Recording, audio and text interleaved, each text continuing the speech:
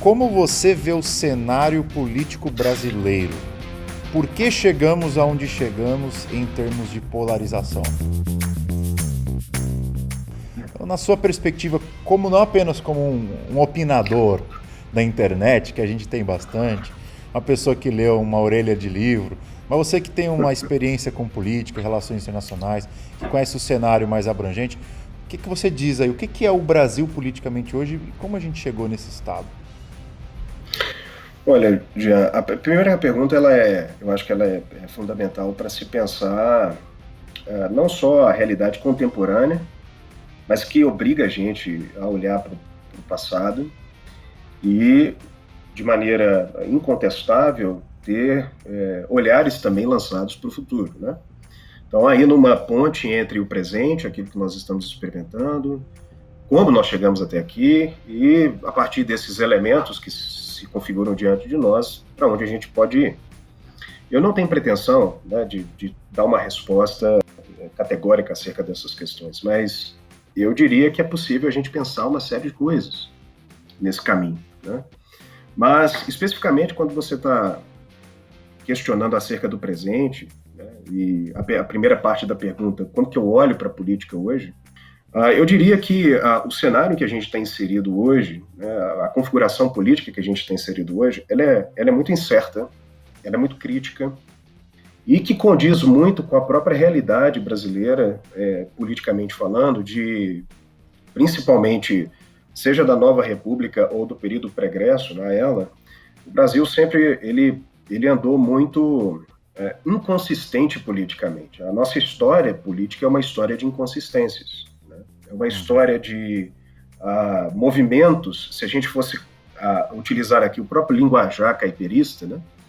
É uma história com um grau de revolução muito presente, né? Nós temos aí movimentos internos e influências externas ao nosso país, que faz com que, seja do ponto de vista institucional, seja do ponto de vista da própria experiência de governança interna, e olhando principalmente internamente ao Brasil e dos governos que nós tivemos para cá, principalmente do período da Constituição de 88 para frente, é um período muito crítico. Se você parar para pensar, nós não temos solidez política, principalmente ao olhar para o executivo, há bastante tempo, né? E esse cenário que a gente está vendo hoje, quando a gente olha para a nossa política, ele é um desdobramento desse fluxo de inconsistências, esse fluxo de improbidades e esse movimento aguerrido e acirrado que eu diria que tem um ímpeto revolucionista muito grande, de cisão, de fratura, de oposição, e casado, a meu ver, né, que essa é a leitura que eu faço, com a falta de percepção brasileira e do brasileiro do que afinal de contas, faz ele ser o que ele é, do ponto de vista não só como indivíduo, mas como povo, como nação, para além daqueles símbolos que costumeiramente são fabricados e produzidos para fora, né? E que dão a gente ali meio que maquiado uma noção meio que artística e lúdica do que é ser brasileiro. Então, eu vejo, pelo menos como um desdobramento que, historicamente falando, é um desdobramento de inconsistência. E aí, dependendo do seu arcabouço ideológico, político, você vai dar uma guinada identificando quem que é oposição, quem que é governo, e dependendo da sua ideologia política, você inclusive vai ter a capacidade de aferir quem que é Deus nesse processo, quem que é o diabo nesse processo, e quem você vai demonizar para poder destituí-lo e acabar com ele, e quem você vai elevar e deificar para poder transformar em alguma medida naquela opção e única opção que tem condição de transportar o Brasil desse tipo de cenário para um cenário idílico, um cenário utópico, um cenário elevado, que só, a meu ver, Cristo poderia fazer no mundo de maneira geral, erradicando os problemas ideológicos e idolátricos que a gente experimenta, né, vez após outra. Mas eu vejo o cenário brasileiro hoje dentro desse contexto, né, um contexto crítico, um contexto de inconsistência, né, um cenário onde as instituições democráticas são questionadas, aonde a própria historicidade da nação também é minada, aonde falta um tipo de coalizão e um tipo de movimento que busca aquilo que a política deveria fazer, né? Preocupar-se com o bem público, preocupar-se com a própria estruturação do país enquanto povo, enquanto nação, e lidar com os problemas e os dramas que são típicos dos países e que, no caso do Brasil, ele é muito presente e ele vem sendo arrastado aí já há bastante tempo. Você utilizou algumas palavras, e assim, eu tô com essa caneta na mão aqui, não é de cacuete, não. É que eu escrevo muito. Eu tenho a filosofia de que quanto mais você escreve, mais você aprende. Sim. E você usou o termo inconsistência várias vezes. Para muita gente, Tiago, o que o Brasil está vivendo hoje é algo sui generis, no sentido de que nunca houve polarização política, o Brasil nunca teve problemas políticos. E à luz do que você foi comentando sobre o cenário brasileiro atual, me parece que a inconsistência é meio que uma coisa in continuum na conjuntura política brasileira. Aliado a isso, a falta de percepção política também é uma continuidade, né? Você tem a inconsistência conjuntural, histórica, que a gente vem tentando patinando há anos. Nós somos uma democracia há muito pouco tempo. E aí as instituições elas vão sendo questionadas cada vez mais, independendo de algum governo ou outro. Isso vai ficando mais explícito.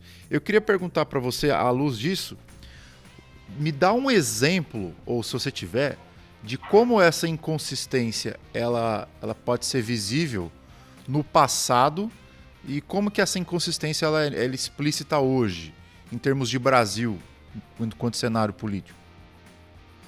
Bom, eu poderia dizer, a gente pode pegar aí talvez o nervo da questão, né, que seria a própria realidade do executivo, como a gente está vendo. E isso está no imaginário coletivo, você consegue, se você gastar um tempo pensando, você vai conseguir perceber isso. Mas, claro, aqui eu estou colocando a partir de referencial histórico, mas que vai diferenciar, vai ter divergências dependendo da abordagem que você acaba tendo desses elementos, né? Ou como eu disse, desse arcabouço ideológico, da sua opção ideológica política. Você pode ter uma tratativa, um trato diferenciado dessas questões.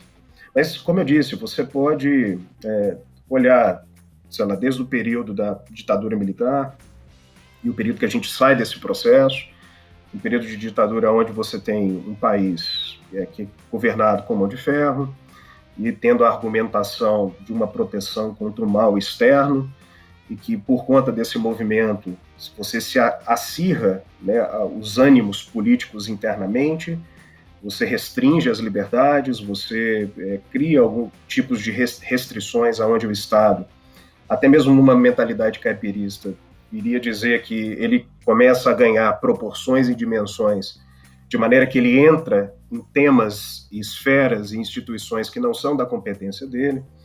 Você sai desse período, você entra no período da Nova República, onde você tem, olhando para o Executivo, novamente, você não tem uma consistência presidencial, exceto por um presidente, que é Fernando Henrique Cardoso, com todas as críticas que é feita a ele, mas exceto a ele, você não tem um que não sofra de maneira... E Fernando Henrique sofreu isso também, mas ele permaneceu na sua condição.